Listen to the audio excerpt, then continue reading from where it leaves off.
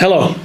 While this video has been produced for the staff, I know that it is being posted public on YouTube, so I will introduce myself.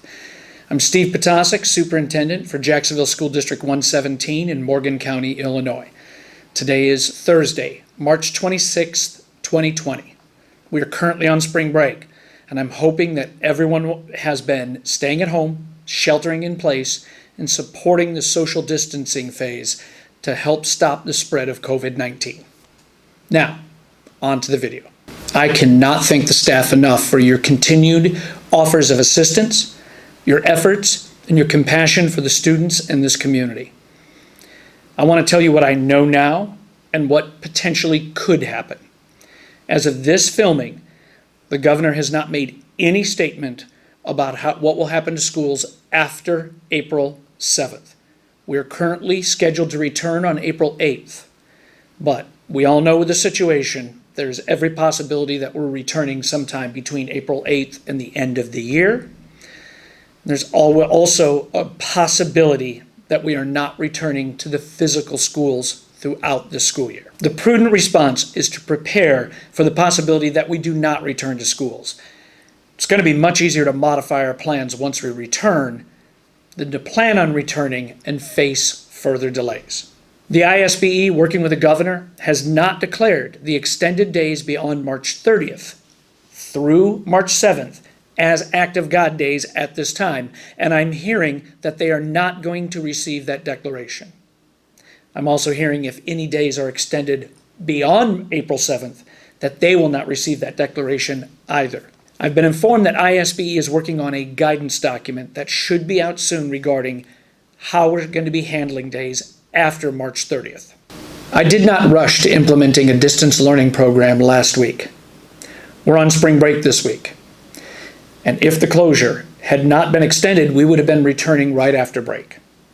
Now that the closure has been extended, we need to prepare for the possibility of having to provide a distance learning program, a continuum of education, potentially throughout the end of the year. The expectation for providing continuing educational supports as long as we are out with our school closures is not just coming from the state. I know that the community, parents, students, and staff understand the loss our students will face if they lose 2 months of their school year. Planning for this extreme alteration in how we do things is intimidating. This is completely unknown ground for most educators, but others have faced similar challenges.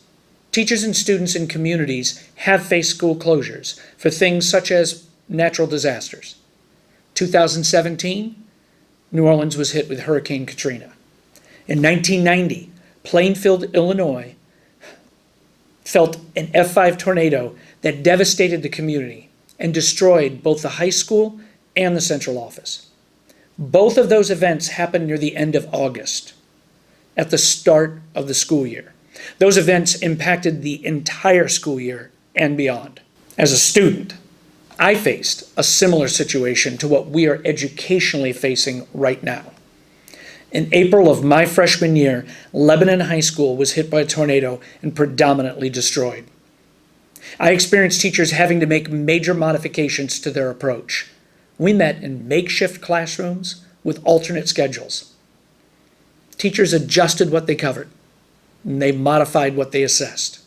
I think my core belief on the importance of primary learning objectives in education was formed during that period. That year, I learned it is much better to swim into deeper water than to simply swim farther downstream. Many of you have probably seen a Facebook post that's becoming very popular, and I can assume it's from an educator that was involved with students that felt the impact of Hurricane Katrina. It is an amazing statement she made.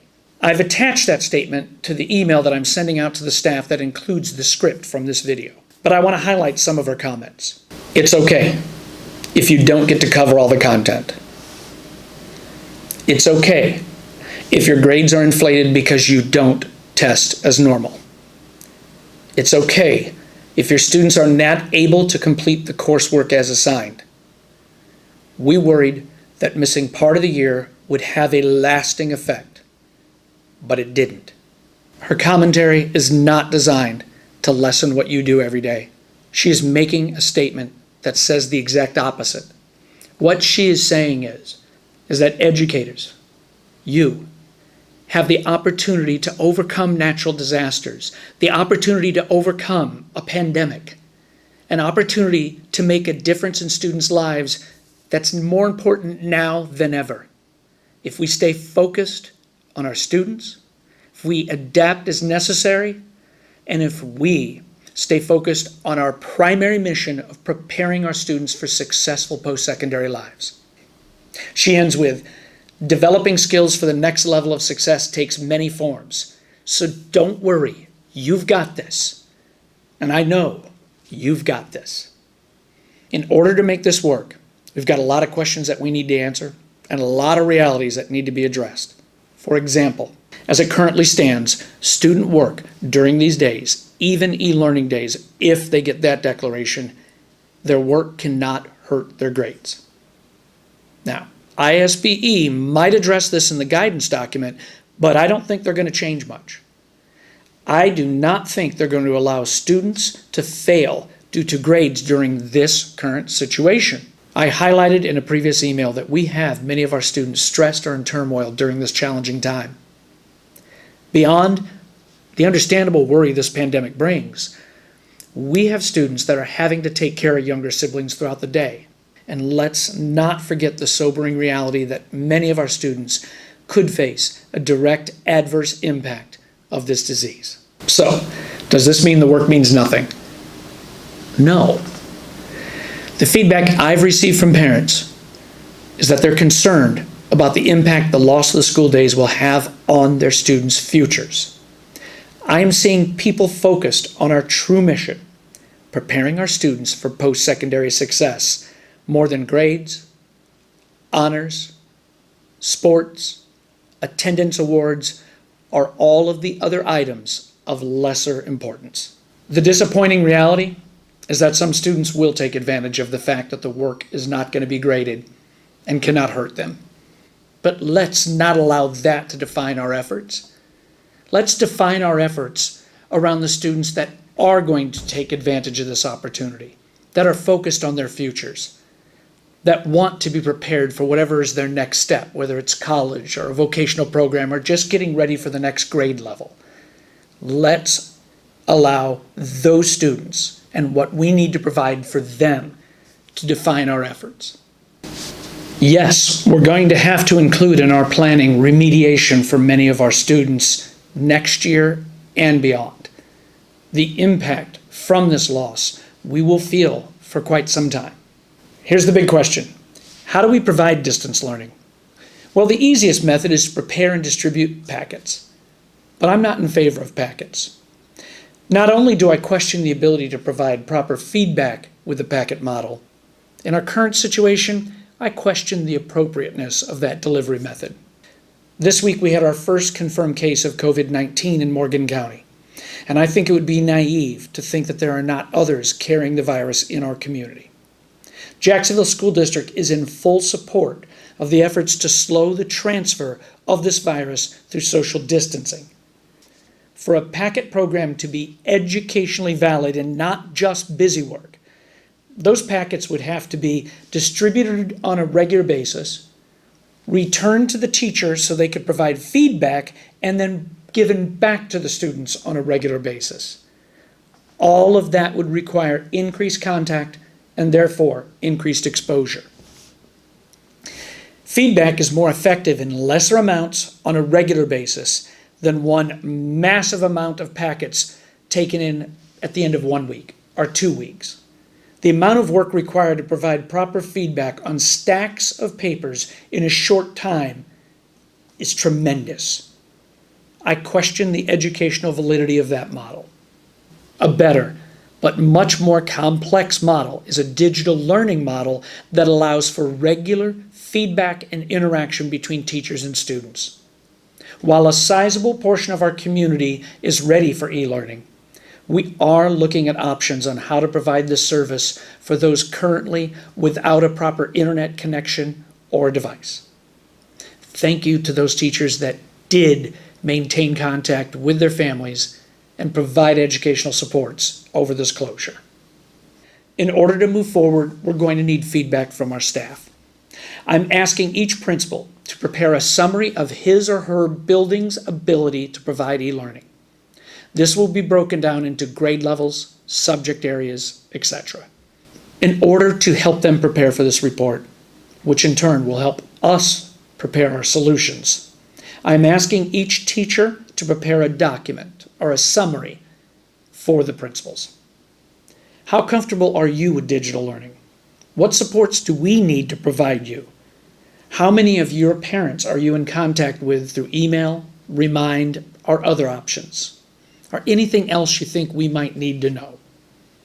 We are working with internet providers and preparing our devices to assist those that do not have this capability. I will communicate with the staff and community as we find out more information. Can you please have this done by the end of the day on Monday? It doesn't need to be an in-depth report. It will help us further understand our condition, our obstacles, and help us prepare solutions. Bill, Kelly, and others have prepared support material to help you in a transition into e-learning. Please feel free to contact them or your building principal if you need any other assistance as we move forward. I understand that this is new and that we need to take baby steps. I am much more interested in providing smaller amounts of high-quality supports than trying to replicate the entire volume of our regular instruction. I'm trying to look at this from the teacher's perspective by putting myself in your shoes. What if I were teaching physics at JHS right now as this pandemic is happening? How would I start the transition into a digital learning platform? Would I film videos of my lessons on YouTube? I might, but I might also just focus on the primary learning objectives in the same model that my teachers did following the tornado my freshman year. At least I know that's where I would start. I am sure there's going to be more information providing other support options for you over the next week. Please look out for those and don't hesitate to seek assistance if you need help. Please ask someone if you're confused, if you don't know where to start. We'll work with you. One last issue I want to bring up in this video is the fact that we're going to have to be having our IEP meetings differently. Virtual meetings, phone conferences, through Zoom. Please take the time out during that day to attend those meetings if they're through Zoom or a phone conference or whatever method they're using. It's very important for both the students and, of course, there's still a legal requirement that we have to have those meetings. Thank you once again for the professionalism and the compassion I have witnessed over the last 2 weeks. I am available to help you if you need further supports. Just let me know. We will get through this. In the future, our staff, our community, and most importantly, our students will look back and remember how amazing the staff of JSD117 was during this critical time, a time we hope to never witness again. This is our generation's time to unite together and fight this version of a war. The same way our grandparents and great-grandparents had to unite together when they were faced with critical worldwide events. I'm so proud to be a part of JSD117, and I'm proud to be a part of the Jacksonville and Morgan County community. We'll unite together, and we'll have an outstanding educational opportunity for our students in these last 2 months. Thank you very much.